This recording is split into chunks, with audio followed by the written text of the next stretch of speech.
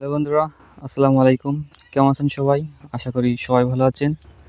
জ্যৈষ্ঠ মাস তো চলে এসেছে। এখন যারা মুখী কচু চাষ করেছেন তাদের মনে একটা কথাই হচ্ছে যে মুখী কচুর মুখী নামবে কখন। তো বন্ধুরা, মুখী কচুর মুখী সাধারণত জ্যৈষ্ঠ মাসেই নামে। এবং আজকের আলোচনার বিষয়টা থাকছে মুখী কচুতে এ সময় কোন কোন সার প্রয়োগ করলে গাছে প্রচুর পরিমাণ মুখী ধরবে। তো বন্ধুরা, জ্যৈষ্ঠ মাস চলে এসেছে। এখন কিন্তু প্রতিটা গাছেই মুখী নামবে, অর্থাৎ মুখী নামার সময়। এছাড়াও মুখী নামার কিছু লক্ষণ আছে, চলুন সেগুলো দেখে আসা যাক। গাছে যখন মুখী নামবে তখন কিন্তু এমনটা ফুল বের হবে, কচু গাছ থেকে এমনটা ফুল বের হবে। এবং আরেকটা লক্ষণ আছে, সেটা হলো এমনটা বোক ছাড়বে। দেখুন, এমনটা বোক ছাড়বে কচু গাছের গোড়া থেকে। এই সমস্ত লক্ষণ দেখেই কিন্তু বোঝা যায় যে গাছে এখন মুখী নামবে। এছাড়াও জ্যৈষ্ঠ মাসের প্রথম দিকে কিন্তু প্রতিটা জমিতেই মুখী আসে যারা পৌষ মাসে মুখী কচু রোপণ করেছিলেন।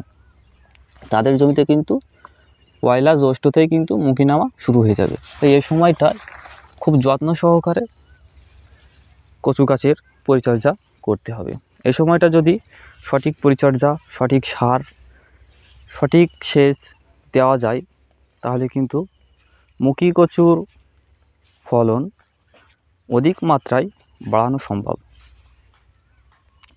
তো আর কথা বাড়াবো না, আজকে ভিডিওটা খুব সংক্ষেপেই শেষ করে দেব।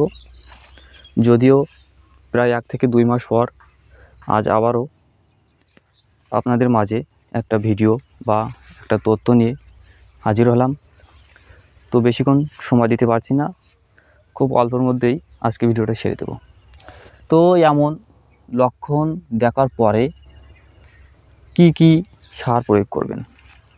তো কচু গাছের প্রচুর পরিমাণ মুখী কচু বা কচুর মুখী ধরাতে চাইলে এ সময় জমিতে এই সমস্ত লক্ষণ দেখে জমিতে পর্যাপ্ত পরিমাণ জিঙ্ক সার প্রয়োগ করতে হবে।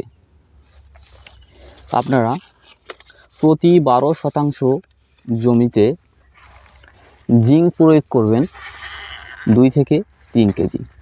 তবে অবশ্যই ভালো ব্র্যান্ডের জিঙ্ক আপনারা প্রয়োগ করার চেষ্টা করবেন। এবং এ সময় যদি পটাশ অর্থাৎ এমওপি সার এটা প্রয়োগ করতে পারেন প্রতি 12% জমিতে 5 থেকে 6 কেজি, তাহলেও কিন্তু গাছে প্রচুর পরিমাণ মুখী আসার সম্ভাবনা থাকে। জিঙ্ক সার মূলত মুখী বা যে কোনো ফসলের ফল বৃদ্ধি করতে বা ফলন বাড়াতে সাহায্য করে। এবং পটাশেরও একই কাজ, পটাশও গাছের শিকড় বৃদ্ধি করতে এবং গাছের ফলের আকার এবং ফল ধরাতে বেশি সাহায্য করে।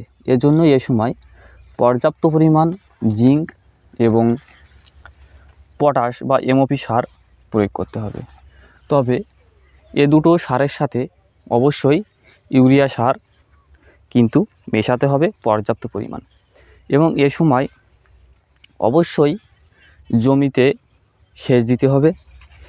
এবং এ সময় কিন্তু হালকা বৃষ্টি হয়, যার কারণে কিন্তু জমিতে পর্যাপ্ত পরিমাণ আগাছা জন্মায়।